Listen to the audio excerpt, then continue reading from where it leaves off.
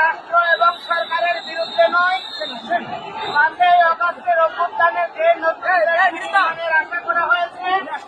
আমরা সনাতনীরা তার